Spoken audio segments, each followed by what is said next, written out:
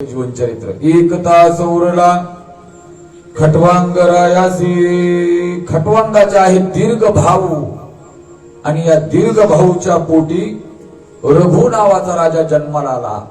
हा एवढा पुण्यशील, दानशील, नीतिशील, धर्मशील होता की याच्यामुळं सूर्यवंशाचं नावच बदललं आणि रघुवंश नाव पडलं।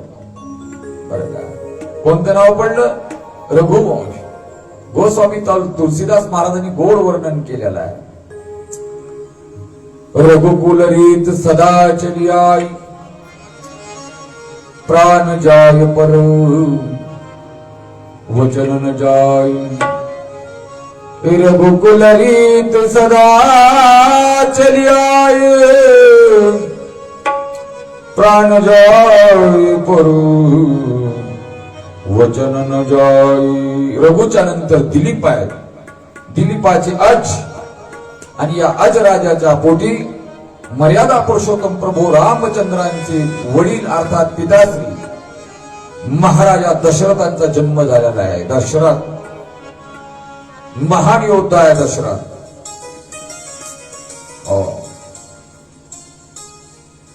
प्रभू रामचंद्राचे हे 64वी पिढी आहे बरं का। मर्यादा पुरुषोत्तम प्रभू रामचंद्र ज्या वंशामध्ये जन्माला आले, आपल्याला इथे येऊन किती पिढ्या झालं? 4-4, 5-5 पिढ्या झाल्या। 64वी पिढी आहे। राजा दशरथाला 3 पत्न्या, एक कौसल्या, दुसरी सुमित्रा आणि तिसरी कैकेयी। सगळीकडे कौसल्या आहे, सुमित्रा आहे, परंतु कैकेयी नाही। रामायणातच कैकेयी आहे आणि भागवतामध्ये मंथरा। हे 2 चरित्र अलौकिक आहेत बरं का, मंथरा आणि कैकेयी। 3 धर्मपत्न्या आहेत, परंतु प्रापंचिक समाधान नाही, घरामध्ये संतती नाही। काय करावं? म्हणून माझ्या दशरथाने पुत्र कामेष्टी याग केला। पुत्री कामेष्टी यागाच्या माध्यमातून जे ऋषीमुनींनी फळ दिलं, त्या फळाचं सेवन, त्याच्यातून भगवंताचं प्रागट्य आहे, अशी एक कथा आहे। आणि आपण परंपरेने एक कथा श्रवण करत येतो की राजा दशरथ अरण्यामध्ये, जंगलामध्ये शिकारीसाठी गेले। धनुष्य बाण लावून बसलेला आहे आणि त्यात सातपुडा पर्वतावर श्रावण बाळ आपल्या आई वडिलांना तीर्थयात्रा करण्यासाठी भारत भ्रमण करत करत आलेला आहे। आई वडिलांना तहान लागली म्हणून श्रावण बाळ एका सरोवरावर पाणी आणण्यासाठी जातो, ज्या ठिकाणी राजा दशरथ शिकारीसाठी अनुसंधान लावून बसलेले आहे। जसा कमंडलू सरोवरामध्ये बुडवला तसा पाण्याचा आवाज निर्माण झाला। आणि दशरथाला अशी कल्पना झाली की एखादा पशु पक्षी, हरिण, वाघ, सिंह आला की काय म्हणून बाण सोडला आणि तो बाण श्रावण बाळाच्या मर्मज्ञ ठिकाणी लागल्यामुळे त्याने चिंकाळी मारली। आणि नंतर दशरथांच्या लक्षात आले, अरे बापरे, काय झालं? आपल्याकडून अनिष्ट कृत्य झालेलं आहे। दशरथजी महाराज समोर येतात तर रक्ताच्या धारोळ्यामध्ये श्रावण बाळ पडलेला आहे। श्रावण बाळ गडबडा गडबडा लोळतो। दशरथजी महाराज हात जोडून विनंती करतात, बेटा मला क्षमा कर। श्रावण बाळ बोलतो, आपण कोण? दशरथजी महाराज बोलतात, मी अयोध्या नरेश दशरथ आहे। राजन, मी काही वेळात जाणार आहे, परंतु याच ठिकाणाहून काही अंतरावर माझे आई वडील आहेत, जे जन्मता अंध आहेत आणि तहानेने व्याकुळ आहे, त्यांना पाणी नेण्यासाठी मी या ठिकाणी आलतो. दशरथी म्हणतात क्षमा असावी, माझ्या हाताने चुकून हा प्रकार घडलेला आहे. श्रावणबाळ म्हणतो एक काम करा, माझी विनंती आहे तुम्हाला, एवढं पाणी माझ्या आई वडिलांना घेऊन द्या. मी त्यांचा एकुलता एक मुलगा.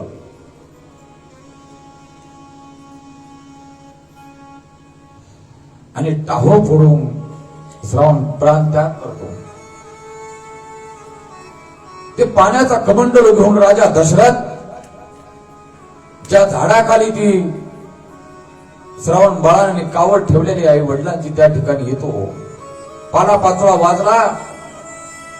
श्रावणाच्या आई बापाने आवाज दिला, बेटा आलास का?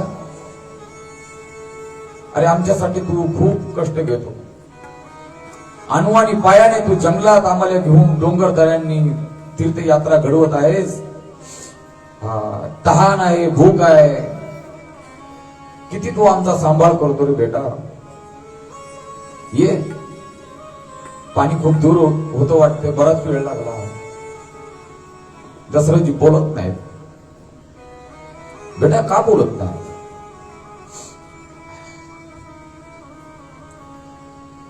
आणि जेव्हा चाचपडत त्यांनी हाताने उभ्या असणाऱ्या दशरथाला पाहिलं महाराज आणि ओळखलं, अरे आमचा श्रावण नाही. कोण आहात तुम्ही? काय बोलणार मला? राजा दशरथांनी सांगितलं, माता पिता मी अयोध्या नरेश दशरथ आहे. दशरथ हो. आणि आमचं बाळ, आमचा मुलगा, आमचा कुठे आहे? काय सांगणार दशरथ? दशरथजी महाराज म्हणतात, पाणी घेतो, मला तहान लागलेले, तुम्ही तहानेने व्याकुळ आहात. दशरथा आमचं बाळ कुठे आहे पहिलं सांग, तर आम्ही पाणी. दशरथजी हात जोडून विनंती करतात आणि सांगतात, मला क्षमा करा, मी खूप पापी आहे, दुष्ट आहे, दुराचारी आहे. कळत न कळत माझ्या हाताने तुमच्या बाळाला बाण लागला आणि त्यांनी प्राण त्याग केलेला आहे. जेव्हा हे शब्द कानावर पडतात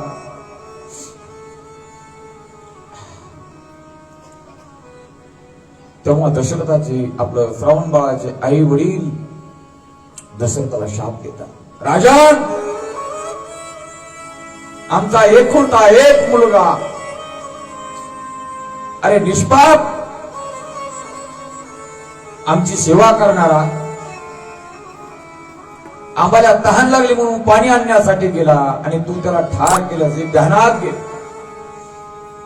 आम्ही प्राण त्यागणार आहोत. जेव्हा तुझा ही मृत्यू समोर येईल, तुला देखील पाणी पाजण्यासाठी कोणी राहणार नाही. आणि प्राण त्याग केला. दशरथाच्या हातातून कमंडलू पडला. एका बाजूला मनामध्ये शोक आहे, एका बाजूला आनंद आहे. चला, शाप बनाव का वरदान म्हणून आज राजा दशरथ आपल्या महालामध्ये संतांचं फळ, ऋषींचं फळ आपल्या कन्यांना, आपल्या धर्मपत्नींना दिला आणि सांगितलं, या प्रसादाचं तुम्ही ग्रहण करा. बरोबर 3 भाग केले.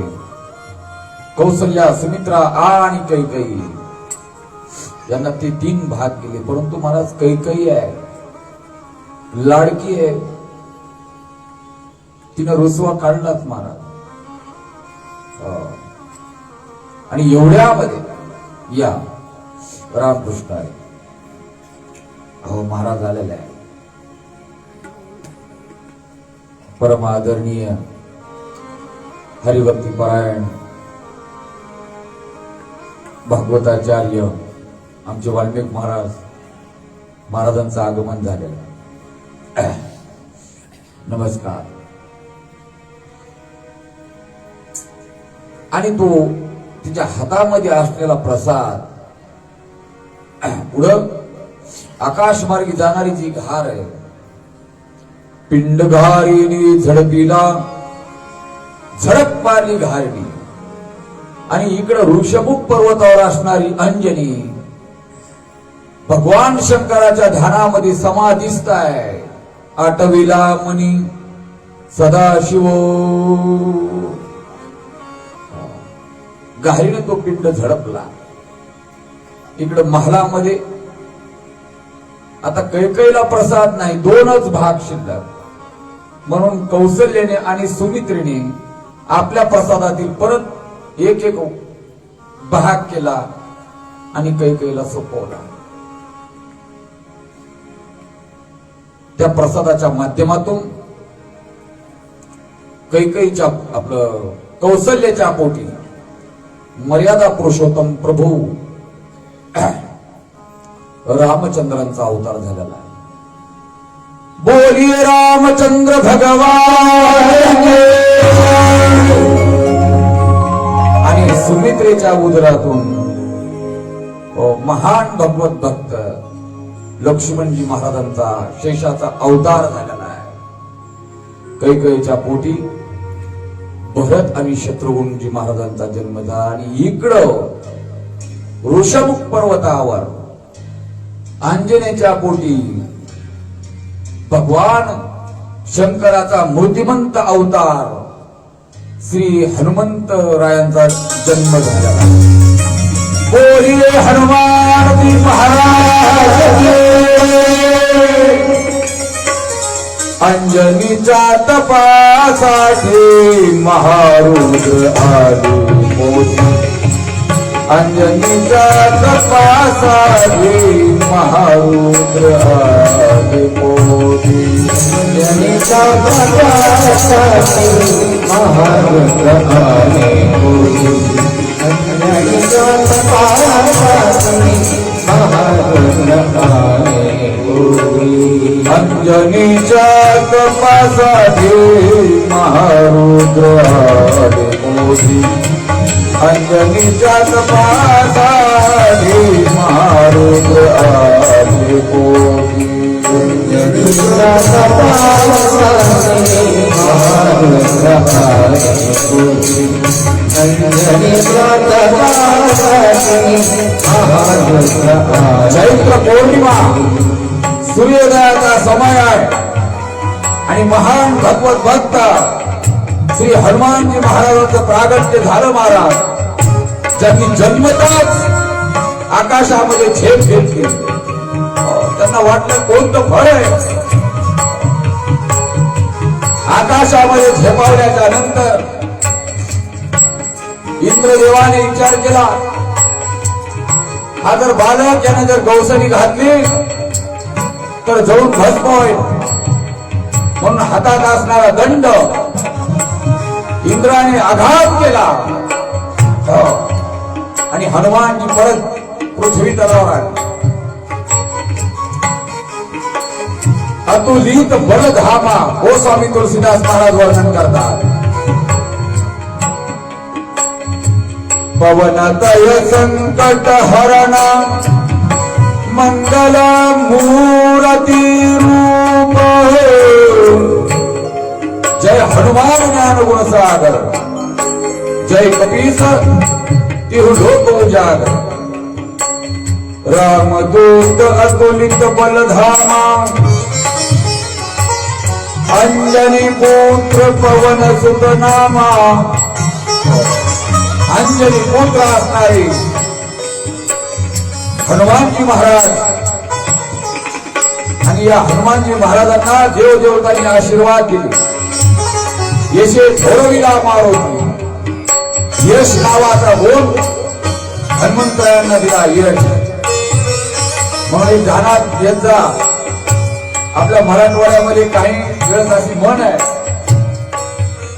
की दरोडा टाकायचं जुन्या काळामध्ये लोकांनी, बर का. त्यावेळेस हनुमंतरायाचं दर्शन करून दरोडा टाकायला जायचे. मला वाटतं तुम्हाला नावं सांगण्याची आवश्यकता नाही. आपल्या इकडे रुक्माजी होऊन गेले. हो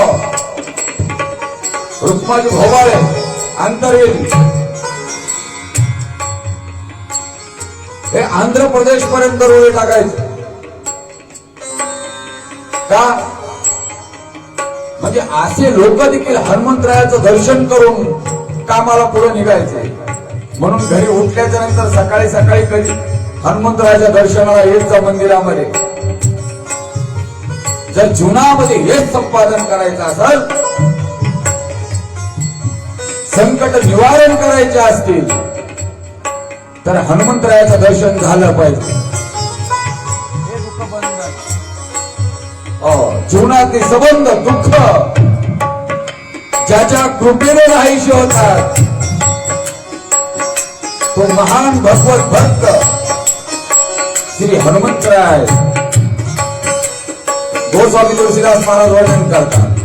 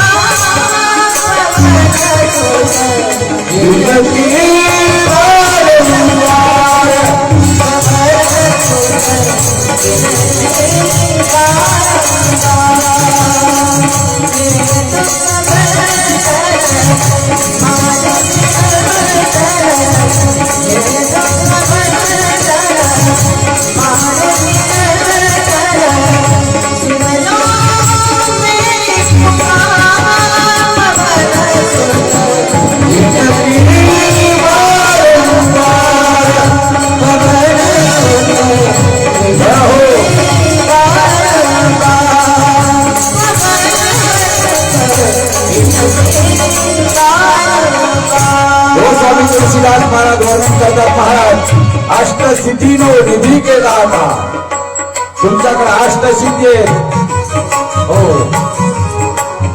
अष्टसिद्धी आणि महत्वाचं तुमच्याकडे काय आहे सिद्धी तर आहेच हो महत्वाचं आहे राम रसायन तुम्हारी पासा राम नावाचं रसायन हे तुमच्याकडे आहे कोणाकडे ग्रामदैवत हनुमानजी महाराजांच्या दरबारामध्ये कथा चालू आहे राम रसायन तुम्हारे पासा आणि महाराज राम नावाचं जे रसायन आहे ना काही वेगळंच आहे संबंध भारतवर्ष मी तर नेहमी सांगत असतो महाराज भारत ही भूमी प्रभू रामचंद्राची आणि भगवान श्रीकृष्णाची भूमी आहे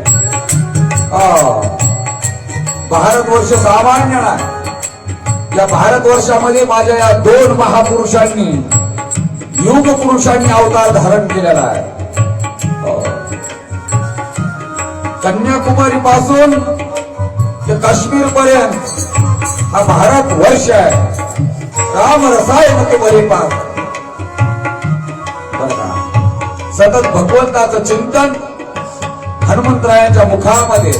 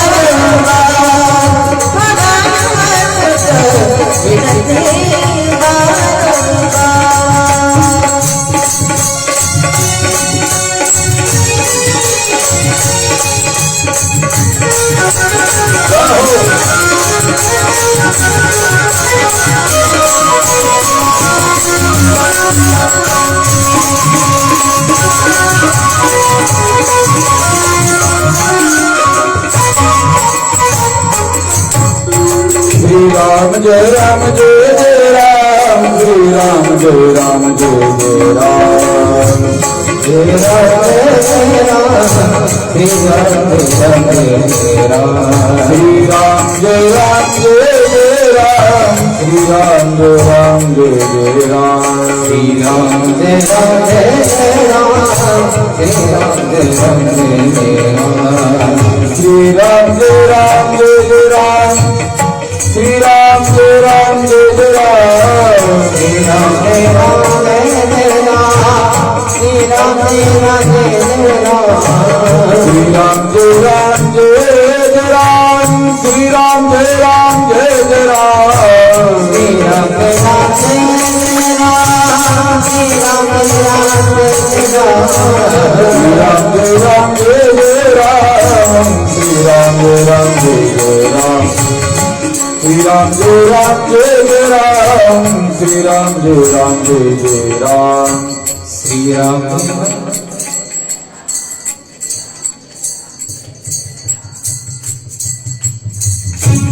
जय हो. थोडं नवीन असल्यामुळे ते तुमचं अंग वळले नाही. दुपारी मस्त तुमचा पट्टा चालू होता, करायला लावले सगळे पट्टे कापसाचे. श्री राम जय राम जय जय राम, श्री राम जय राम जय जय राम, श्री राम जय काल केरवाय महाराज केरवाय केरवा. श्री राम जय राम जय जय राम, श्री राम जय राम जय जय राम, श्री राम जय राम जय राम, श्री राम जय राम जय जय राम, श्री राम जय राम जय जय राम, श्री राम जय राम जय जय राम, श्री राम जय राम जय जय राम.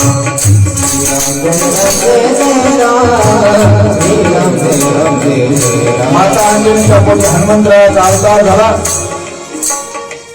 जर एका दृष्टीनं पाहिलं तर हनुमंतराय मर्यादा पुरुषोत्तम प्रभू रामचंद्राचे भाऊच आहेत.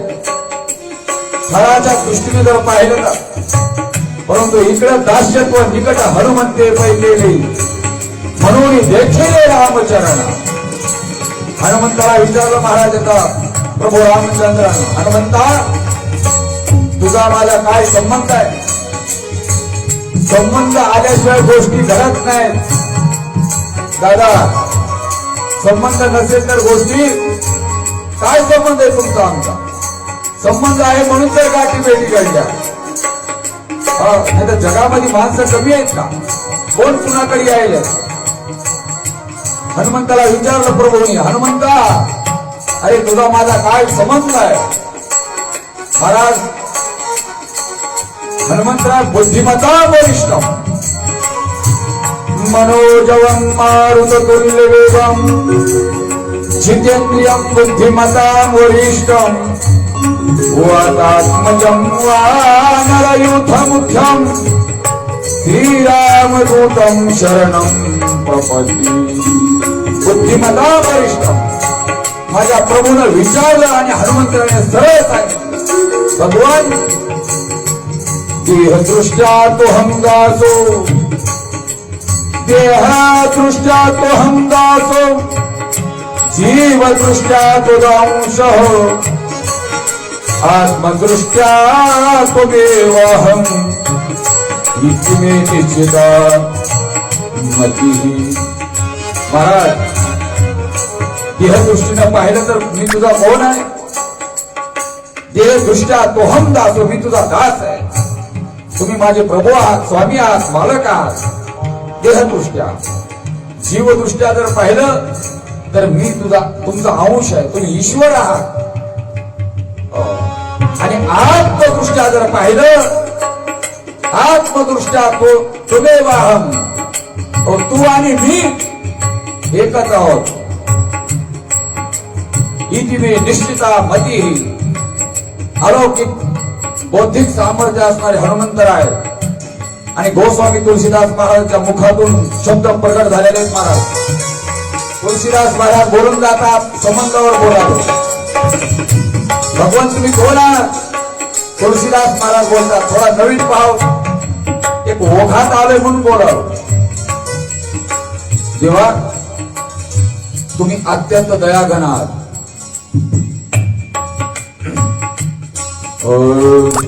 तू दयालु दीन हो, उदानी हो, भिकारी. तू दयालु दीन हो. गोस्वामी तुलसीदास महाराज बोलतात, प्रभू तुम्ही दयाघन आहात, दानी आहात आणि भिकारी तुम्हीच आहात. संबंधावर बोलावं बरं का. मी चौपाई खूप मोठी आहे, 14 चरण आहेत या चौपाईमध्ये. तुलसीदास महाराज बोलतात, प्रभू हनुमंतरायाच्या मुखात ते शब्द आहे ते. तू दयालु दीन हो, उदानी हो, भिकारी. तू दयालु दीन हो. तुमचं माझं नातं ना हो, ऐका. तुही मोही नाते अनेक. तुमचं माझं नातं अनेक आहे. तो हे मोहे नाते अनेक, जे तुम्हाला मानायचंय ते माना. तुही मोहे नाते अनेक, जो चाहिए वो माने. जो जो तुलसी कृपा, जो जो तुलसी कृपा. हरि चरण शरण को तू दयालु दीन हो, उदानी हो, भिकारी. तू दयालु दीन हो.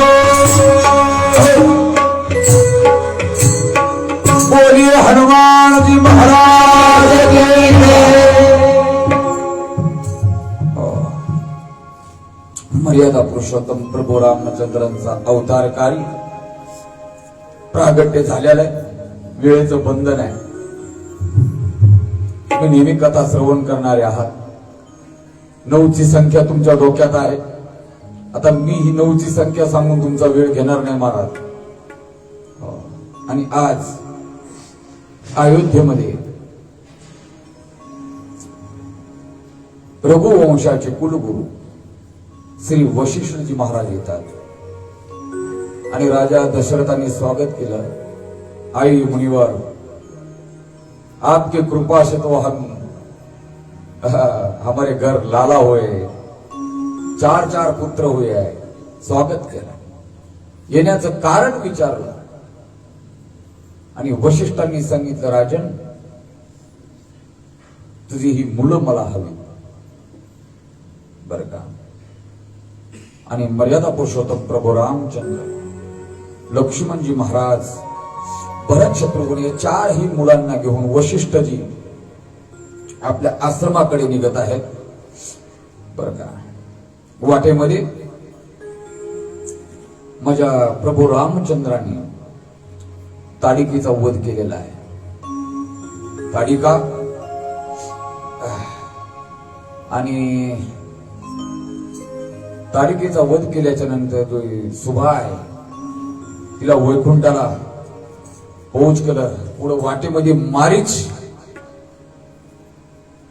या मारीच राक्षसाला एकच थापड अशी मारली प्रभू महाराज, तो लंकेमध्येच रावणाकडे जाऊन पोहोचला. मारीच नावाचा राक्षस. या लीला करत असताना पुढं वाटेमध्ये भगवंताने एक दिव्य लीला केली. हो, अनेक वर्षापासून माता अहिल्या शिळा अवस्थेमध्ये पडलेली आहे. कथा सर्वांना ज्ञात आहे.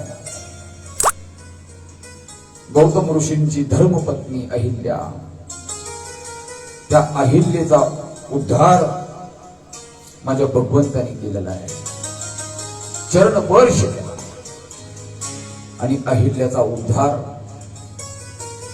भगवंताच्या माध्यमातून झाला. तसं तर सबंध जगाचा उद्धार भगवंताच्या नामानेच होतो. पुढं मिथिला नगरीमध्ये राजा जनकांच्या इथं सीता स्वयंवर आहे. ज्या जनकांच्या घरी प्रत्यक्ष माता सीतेचा अवतार झालेला आहे. जनक विदेही महात्मा आहे. माझे गुरुजी वैकुंठवासी श्री हरिभक्ती परायण विठ्ठलबुवा फुले, आम्ही पंचदशी शिकत असताना हा दृष्टांत अवश्य सांगायचे. पंचदशी, आता तुम्ही म्हणाल व्हॉट इज दिस पंचदशी, काय पंचदशी म्हणजे काय? वेदांत शास्त्रातला सर्वश्रेष्ठ ग्रंथ म्हणजे पंचदशी. हो, अहम ब्रह्मास्मी, चार महावाक्याचा उपदेश, तत्वमसी, अयम आत्मा ब्रह्म, प्रज्ञानम ब्रह्म, अहम ब्रह्मास्मी, या बोधावर साधक गेला पाहिजे, आरूढ झाला पाहिजे. ज्याला महावाक्य उपदेश म्हटलेला आहे ते शिकत असताना हा दृष्टांत आवर्जून सांगायचे. अहम ब्रह्मास्मी, राजा जनक विदेही महात्मा आहे. याज्ञवल्क्य मुनी आणि त्यांचा संवाद. राजा जनकाकडे याज्ञवल्क्य मुनी आलेले आहे. राजामध्ये स्वागत केलं आणि चर्चा, शास्त्र चर्चा आहे. ज्या शुकाचार्य भगवंताला व्यासांनी सांगितलं होतं, बेटा थांबत नाहीस ना, ठीक आहे, परंतु एक काम कर, पुढे मिथिला नगरी लागेल, त्या मिथिला नगरीमध्ये राजा जनकांची अवश्य भेट घे बरं का. व्यासांनी आपल्या मुलाला सांगितलं होतं. पोरांना सांगितलं पाहिजे, अरे जरा महाराजांकडे जात जा. हो, राणीगावला आळंदीला गेले तर मुंडे महाराज आहे तिकडं. आपल्या छोट्या छोट्या मुलांना सांगितलं पाहिजे, चांगल्याच्या सानिध्यामध्ये वाटा लावलं पाहिजे. राजा जनक आणि याज्ञवल्क्यांचा संवाद, त्याला ब्रह्मचिंतन म्हटलेलं आहे. श्रवण मनन निधिध्यासन तत्व पदार्थ शोधन, अयम आत्मा ब्रह्म. आणि बाहेरून सेवक येऊन आवाज देतो, महाराज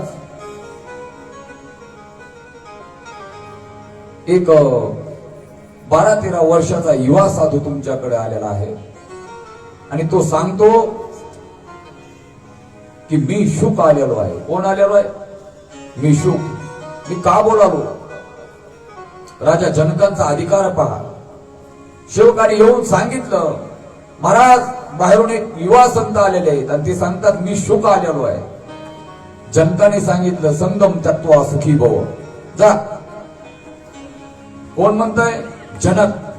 कोणाला? शुकाचार्याला. वैराग्य महामेरू शुकाचार्य. शुकाचार्यांनी विचार केला, संगम तत्व अरे कशाचा संघ आहे? दिगंबर आहे अवस्था, अंगावर कपडा पण नाही. इकडे तिकडे पाहिलं कमरेला करदोडा असतो. वैदिक परंपरेमध्ये करदोडा तोडला आणि परत सांगितलं, जा जाऊन सांगा मी शुक आलेलो आहे. सेवक आला आणि परत पुन्हा सेवकाने सांगितलं, महाराज राजा जनकानं सांगितलं, सांगा त्यांना संगम त्यक्त्वा सुखी भव. परत सेवकाने येऊन सांगितलं, संगम त्यक्त्वा सुखी भव. आणि मग शुकाचार्यांच्या लक्षात आलं की माझा जो संघ आहे तो अहम सोबत संघ आहे. तो अहम कॅन्सल केला आणि सांगा म्हटली शुक आलेले आहे. नंतर शुकाचार्यांचं स्वागत केलं. असे विदेही महात्म्य असणारी जनक आहे. अजून एक सांगू का? सेवकाने येऊन सांगितलं, महाराज आपल्या राजाला आग लागली. संबंध राज्य चहू बाजूने आगीने वेढलेला आहे, पेटलेला आहे. राज्य जळत आहे. निरोप आला. राजा जनक बोल राहिले, नमी दहती कष्ट नो, माझं काही एक जळत नाही. पुढे ती आग महालाला येऊन लागली. सेवकाने सांगितलं, महाराज पाहता पाहता संपूर्ण आग आपल्या महालाला लागलेली. जनक म्हणतात, नमी दहती, काय करावं, विधेयी महात्मा आहे. तीच आग राजा जनकाच्या पायाला येऊन लागली. तुकोबारासारखा महात्मा कोणाचं वर्णन करायला वेडा नाही. तुका म्हणे राजे करिता जनक, तुका म्हणे राज करिता जनक, तुका म्हणे राज करिता जनक, तुका म्हणे राज करिता जनक, तुका म्हणे राज करिता जनक, जनका तुका म्हणे राज करिता जनक, तुका म्हणे राज करिता जनक, तुका म्हणे राज करिता जनक. अग्नि माझी पाव जळत से, अग्नि माझी एक पाव. जनक विजयी महात्मा आहे. स्वतःच्या एका पायाला आग लागली. महाराज आगीने पेट घेतला तरी याज्ञवल्क्य ऋषीला म्हणतात, नमी दोषी. बोला मुनिवार, चिंतनामध्ये खंड नाही. असा महान राजा जनक, मिथिला नरेश आणि या जनकांच्या घरी माता सीतेचं प्रागट्य आहे. आणि आज सीता उपवर झाली. स्वयंवराची रचना केलेली आहे आणि त्या स्वयंवरामध्ये हजारो राजे महाराजे एकत्रित आलेले आहेत.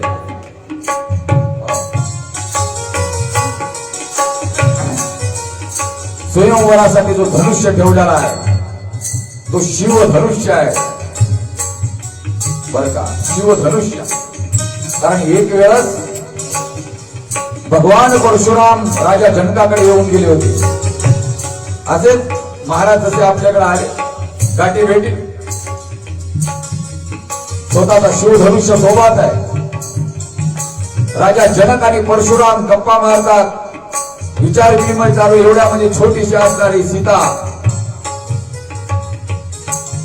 इकडे तिकडे खेळणारी सीता, त्या सीतेने ते शिवधनुष्य उचललं आणि घोडा गाडी खेळायला प्रारंभ केला. अरे बाप,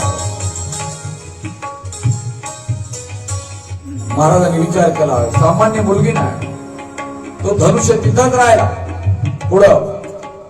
आणि याच्या नंतर आज स्वयंवरामध्ये तो धनुष्य, जो कोणी हा धनुष्य मोडल त्याला माता सीता वरमाला घालणार आहे. अनेक राजे महाराजे वेळेचं बंधन आहे. प्रत्येकाने प्रयत्न केला परंतु धनुष्य काय हलत नाही. आणि ध्यानात घ्या, मार्गशीर्ष महिन्यात येणारी जी पंचमी पाठीमाग पंचमी होऊन गेली. या पंचमीला कोणालाच मुहूर्त पाहण्याची गरज नाही. पक्क ध्यानात ठेवा. माऊलींचा समाधी सोहळा झाल्याच्या नंतर येणारी पंचमी पूर्ण दिवसभर मुहूर्त असतं, कारण त्या दिवशी मर्यादा पुरुषोत्तम प्रभू रामचंद्रांचा विवाह संपन्न झालेला आहे. आलं का लक्षात? तुम्ही केव्हाच पंचांग काढा, त्या दिवशी पूर्ण मुहूर्त तुम्हाला दिसतात. दिवसभर मुहूर्त लग्नाचा असा तो दिवस आहे. आणि एवढ्यामध्ये महाबलशाली लंकापती दशानन रावण महाराज उठले. महाराज आता त्यांचं उठणं, त्यांचं चालणं, त्यांचं बोलणं काही वेगळंच आहे. उठले आणि आले समोर. धनुष्यबाण उचलणार, जेवढी ताकद आहे तेवढी ताकद पणाला लावली. धनुष्य उचलला रावणाने, परंतु अर्ध्या पर्यंत. नंतर छातीवर धनुष्य घेऊन रावण पडले. वर टांगा झाल्या, तोंडातून फेस निघाला. 10,000 हत्तीचं बळ असणारा हा रावण धनुष्य पेलला नाही. आणि मग वशिष्ठ महाराजांनी मर्यादा पुरुषोत्तम प्रभू रामचंद्रांकडे पाहिलं आणि रघुकुल वंशी असणारे सूर्यवंशी प्रभू रामचंद्र वशिष्ठांची आज्ञा घेऊन, दर्शन घेऊन त्या शिवधनुष्याला नमस्कार केला, हात जोडला. आणि क्षणामध्ये माझ्या मर्यादा पुरुषोत्तम प्रभू रामचंद्रांनी ते शिवधनुष्य तोडलं. महाराज बोलिए प्रभू रामचंद्र भगवान. आणि यानंतर माता सीतेने प्रभूंच्या गळ्यामध्ये वरमाला टाकली. त्याच ठिकाणी लक्ष्मणाचा विवाह संपन्न झाला. भरतांचा, शत्रुघ्नाचा. मुली होत्याच त्यांच्याकडं, आता मुली राहिल्या नाही. तर आमच्या नशिबाला तर असं झालं वाल्मिक महाराज, तुमच्या आमच्या नशिबाला. आपण कुठे गेलो तर लोक म्हणते बाबा पोराला एखादी पोरगी पहा. आता कुठं पहा, काय सांगावं लोकांना? पोरगी पहा म्हणले अरे तुमचं पोरग काय करते? मोबाईल मध्येच व्यस्त आहे. ना काम आहे, ना धंदा आहे, ना नोकरी, ना जॉब. आणि मुली राहिल्या तरी कुठं? गावाकडीच 50 पोरग तसंच आहे. आता त्यातले काही लोक म्हणले तुमच्यासोबत महाराज घेऊन फिरायला पकवाच काही शिकवा. मी म्हणलं रताळे हो, लहान वयात आमच्याकडे पाठवले, आता याची बोट वळतील का? रटाळ झाले ना बोट.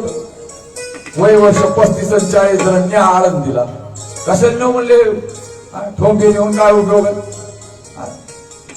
पाल मोडायचे काम करायचे. मुली नाही, परंतु जनक महाराजांकडे घरामध्ये 4 दुसऱ्या 3 मुली. उर्मिला आहे, उर्मिलेचा विवाह लक्ष्मणजी सोबत झाला. मांडवीचा भरतासोबत, श्रुतकीर्तीचा शत्रुघ्नासोबत. ही 4ही विवाह मोठ्या आनंदाने संपन्न झाले. आणि आज वशिष्ठ महाराज मर्यादा पुरुषोत्तम प्रभू रामचंद्राला परत अयोध्येला घेऊन येतात. आई वडिलांचं दर्शन घेतलं. अयोध्यावासीयांनी यांचं स्वागत केलेलं आहे. बरं का, आज दशरथ महाराजांना वाटलं हो मुलं आपल्या बरोबरीला आली, मुलांचा विवाह झाला, आपण कारभारातून जरा काढता पाय घ्यावा. काय करावं? बऱ्याचशा बापांना कळत नाही. अरे तुझ्या गौऱ्या स्मशानभूमीत गेल्या तरी तुझा हस्तक्षेप चालूच आहे ना. पोरं बरोबरीला आल्यास थोडस आपण आळंदी पंढरीची वारी करावी, राणीगाव, गोलाई, अकोट, इकडे तिकडे कथा कीर्तन ऐकावी. जोपर्यंत आहे तोपर्यंत ठीक आहे. दशरथ महाराजांनी विचार केला आणि घोषणा केली की यापुढं या अयोध्या नगरीचा राजा मर्यादा पुरुषोत्तम प्रभू रामचंद्र होणार आहे. ही जेव्हा राजामध्ये घोषणा केली, अयोध्येमध्ये आनंदाला पारावार नाही. परंतु हा आनंद काही क्षणिक राहिला महाराज. ही बातमी जेव्हा मंथरेनं कैकेयीला जाऊन सांगितली, अगं काय करतेस, वेळी काय. कैकेयीला आनंदच होता अगोदर, परंतु मंथरेने का न भरली, वेळी झाली काय. कोणासाठी हे ताट सजवलंस, फुलाच्या माळा, अक्षदा, तांदूळ, कशासाठी. कैकेयी बोलू लागली, तुला कल्पना नाही, अगं माझा राम राजा होणार आहे. तिने कान फुकले, कुणाचा राम म्हणतेस, तुझ्या पोटातून जन्मलाय ते. अगं तो कौशल्याचा राम आहे आणि तू माझा म्हणतेस. वेडे, तुझा भरत आणि शत्रुघ्न आहे, त्यांना आयुष्यभर त्यांचं दास्यत्व करावं लागणार आहे, सेवा करावं लागणार आहे. तुला कल्पना आहे, तो जर राजा झाला तर तुझ्या पोरांना काय.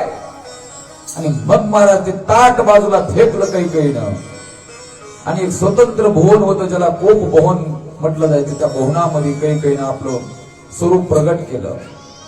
राजा दशरथाच्या कानावर बातमी आली की आपली धर्मपत्नी कोप भवनामध्ये आहे. राजा दशरथ गेले, काय झालं, काय कारण आहे, अशा आनंदाच्या क्षणी तुम्ही हे काय काढलं. कैकेयीने सांगितलं, मला मान्य नाही. मग माझ्याकडे तुमचा वचन आहे, शब्द आहे.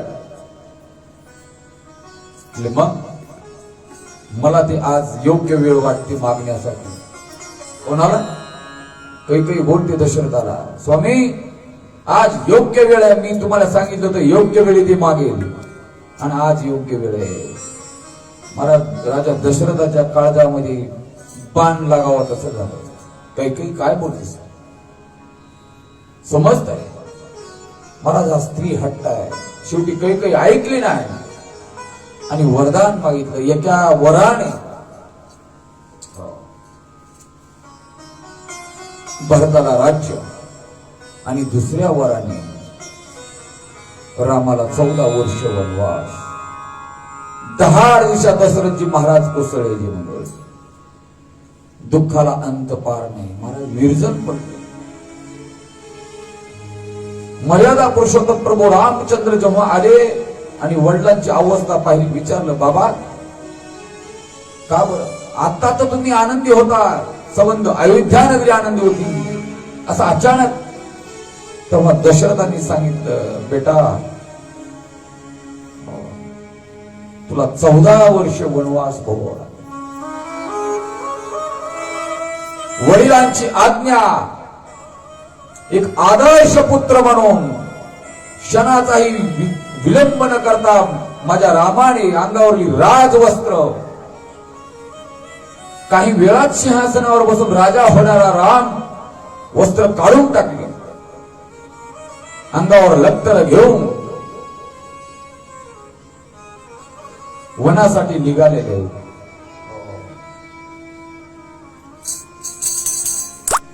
मर्यादा पुरुषोत्तम प्रभू रामचंद्र सोबत माता सीताई आहे, नवीन नवरी लक्ष्मणजी महाराज, संबंध अयोध्यावासी दशरथ महाराजांच्या महालासमोर एकत्रित झालेले. रामा, वनामध्ये जाऊ नको, परंतु महाराज पित्याची आज्ञा म्हणून मर्यादा पुरुषोत्तम प्रभू रामचंद्राने कोणाचंही ऐकलं नाही. सरळ वनामध्ये अरण्यामध्ये निघून गेलेले आहे.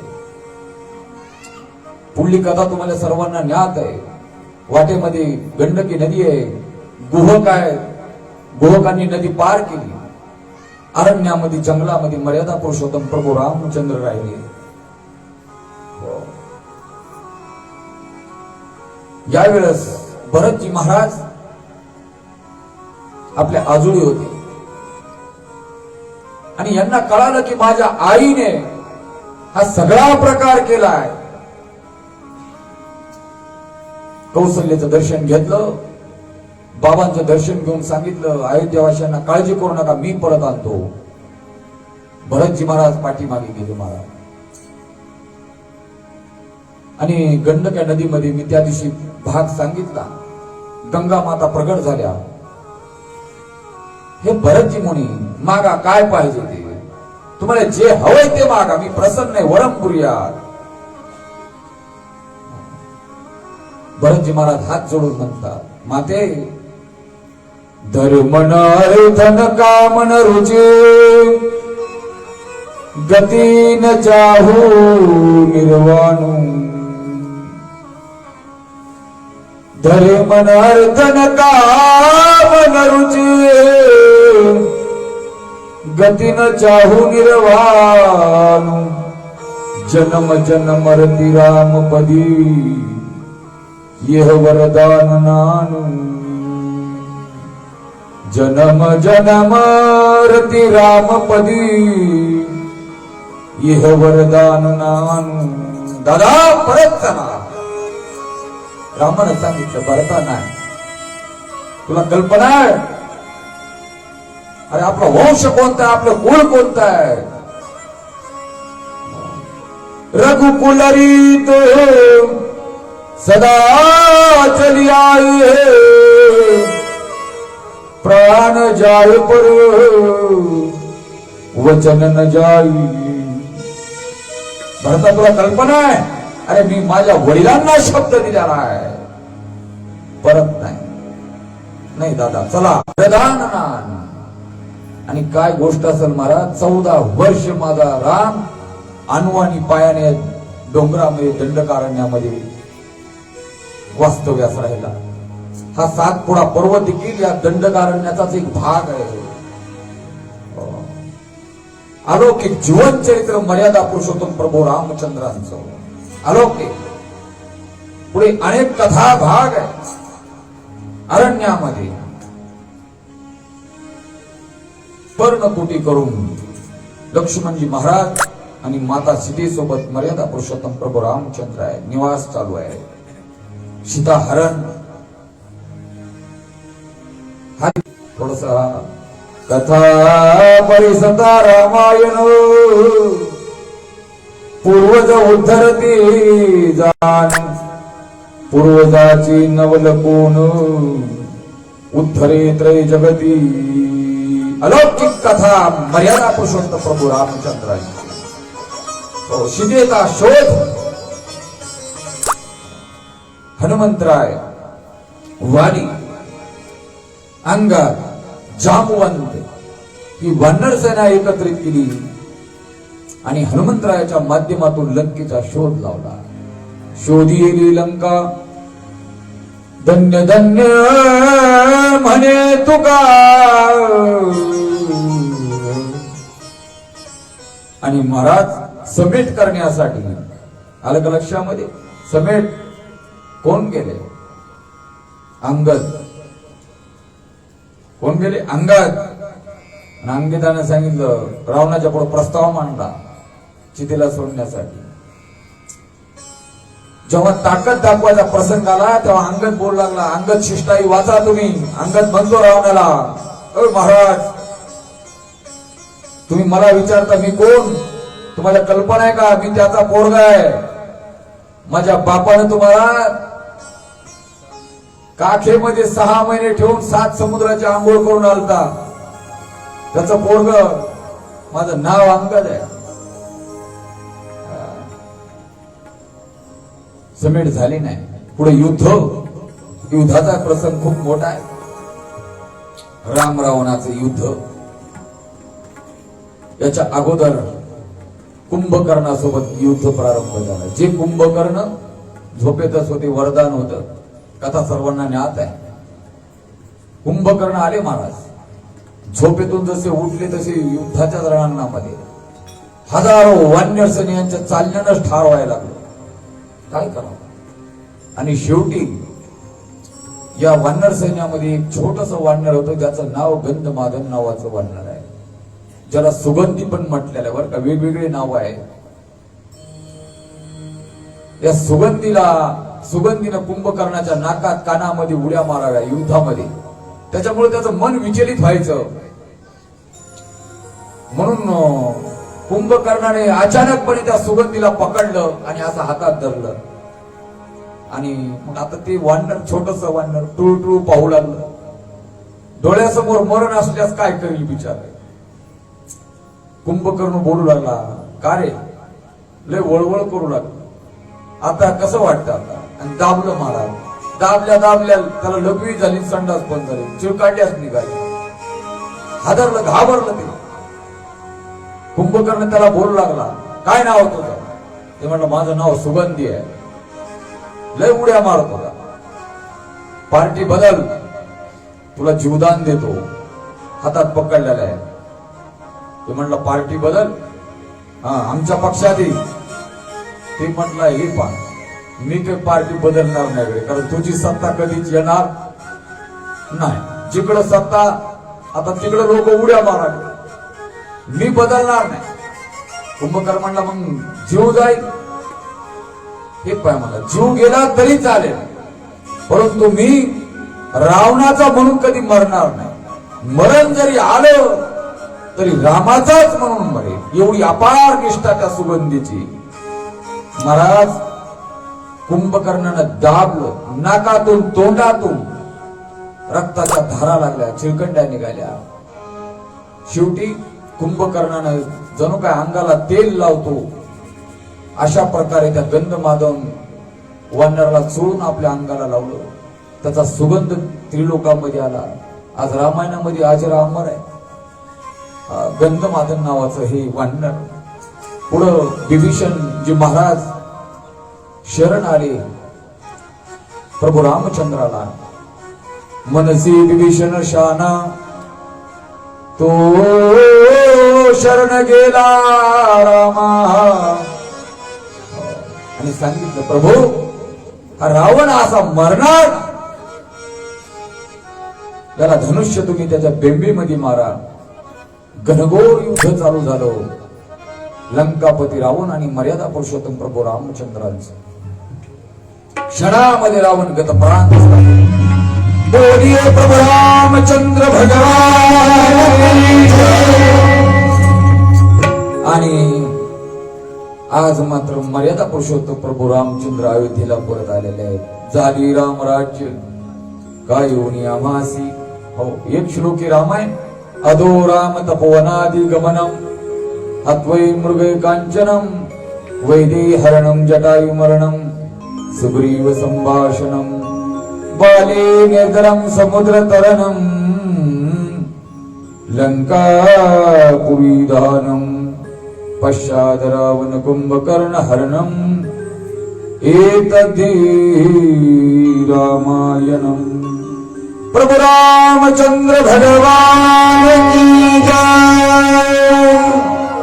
हरे राम राम राम हरे हरे. हरे राम राम राम हरे हरे. हरे राम राम राम हरे हरे. हरे राम राम राम हरे हरे.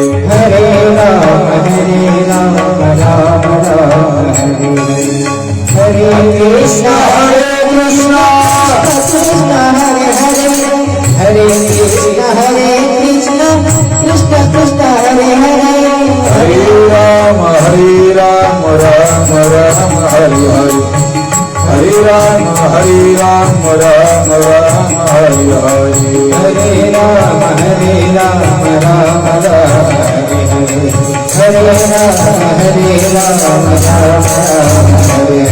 राम राम राम सीता राम राम राजा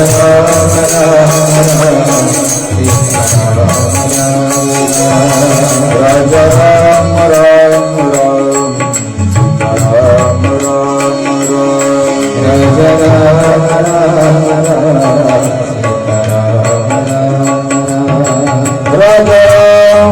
राम राम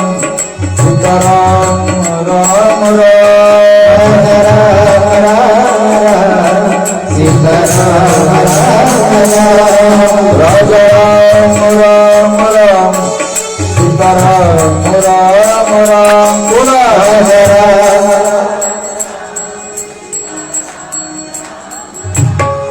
राजा राम राम राम सीता राम राम राम. जय हो.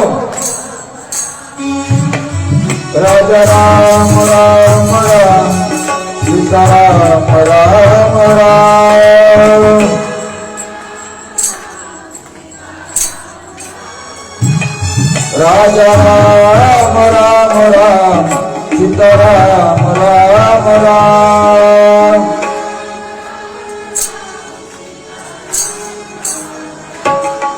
राजा राम राम राम सीताराम राम राम जाओ राजा राम राम राम सीताराम राम राम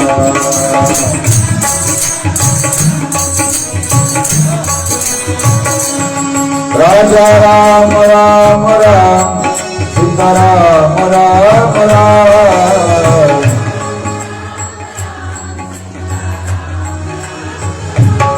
राजा राम राम राम सीताराम राम राम जय हो राजा राम राम राम सीताराम राम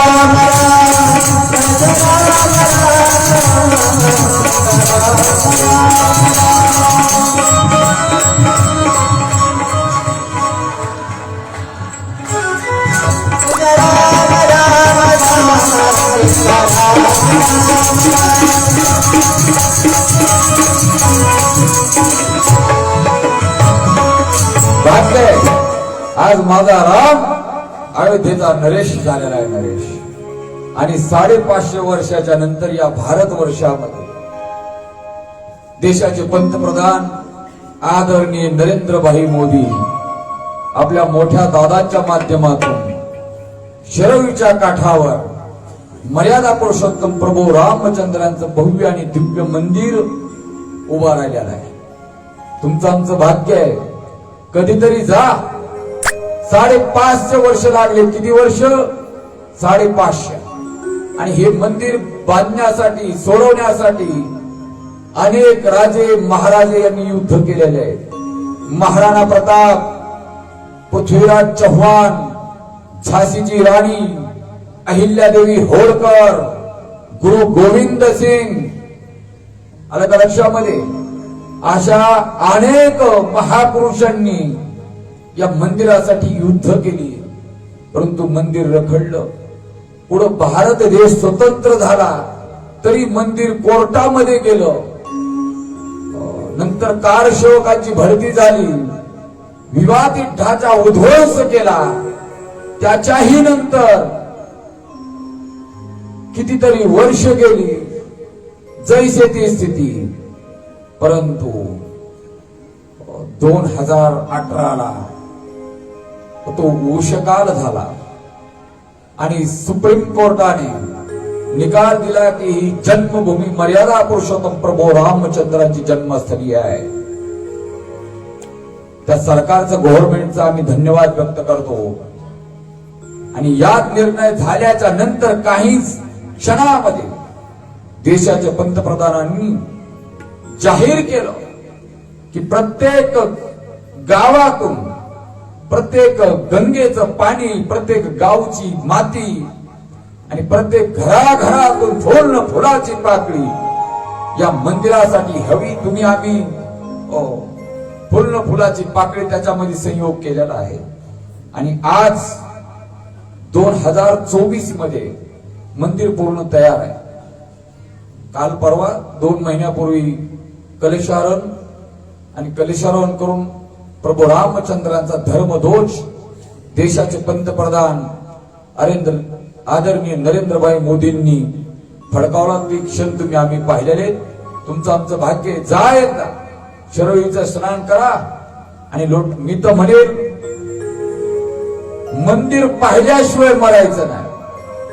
आमचे मामासाहेब सांगायचे ज्ञानेश्वरी वाचल्याशिवाय मरायचं नाही. तसं एकदा मंदिर पाहूनच मरायचं. अलौकिक रामराज्य आहे. झाली रामराज्य काय उनी आमासी, धरणी धरी पीक गाई उळील्या म्हशी. राम वेळू वेळा आम्ही गाऊ होई, दळिता कांडिता जीविता की बाई. किती जीवन चरित्र जरी आपण चिंतन केलं तर कमी आहे महाराज. शतकोटी प्रविस्तरम.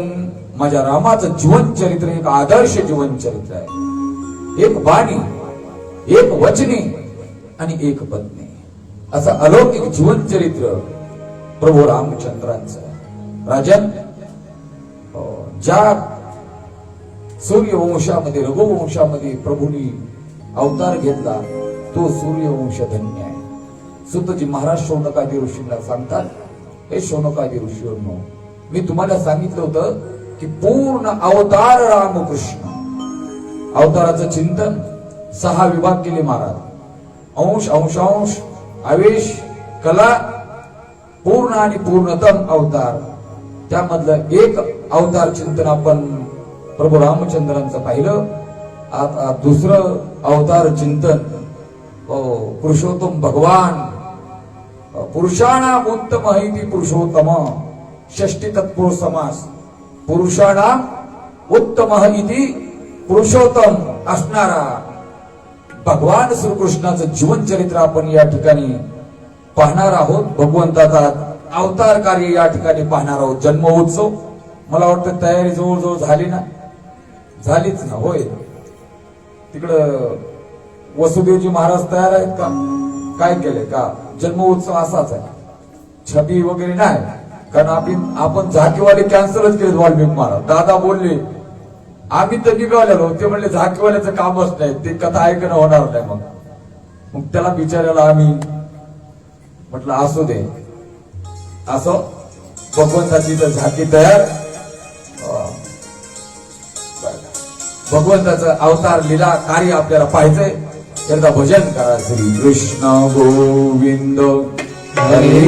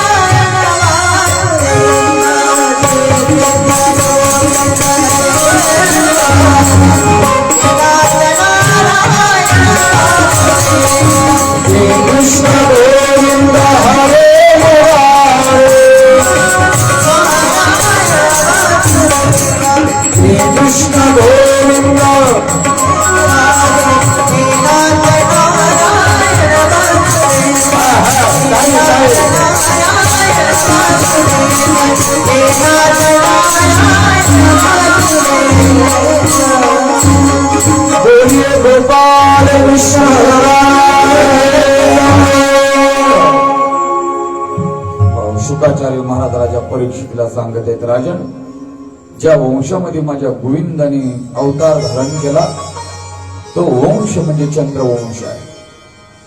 चंद्रवंशामध्ये आदी नारायणाचे मानसपुत्र आहेत ब्रह्मा, ब्रह्माचे मानसपुत्र अत्रि, अत्रीचे चंद्रमा, चंद्रमाचे बुधू पुरुरुखा, गाभी, गाभीचे विश्वामित्र, जमदाग्नी, जमदाग्नी आणि रेणुका माता यांच्या पोटी भगवान परशुरामाचा अवतार आहे. जी रेणुका माता तुमचं आमचं कुलदैवत आहे. बोलिये परशुराम भगवान की जय. वडिलांच्या सांगण्यावरून ज्यांनी आईचा छेद केला हो, आणि 21 वेळा सबंध पृथ्वी निक्षत्रिय केली असे परशुराम. तसं पाहिलं तर कोकणामध्ये यांचं स्थान सांगितलेलं आहे. आपण गेलो ना कोकणामध्ये रत्नागिरीच्या बाजूला, असं असतं कुठं कुठं बरेचसे स्थान अनेक ठिकाणी असतात. हे भगवंताच्या लीला असतात बरं का. हे पितामह भीष्माचार्य आणि द्रोणाचार्यांचे गुरु आहेत. कोण?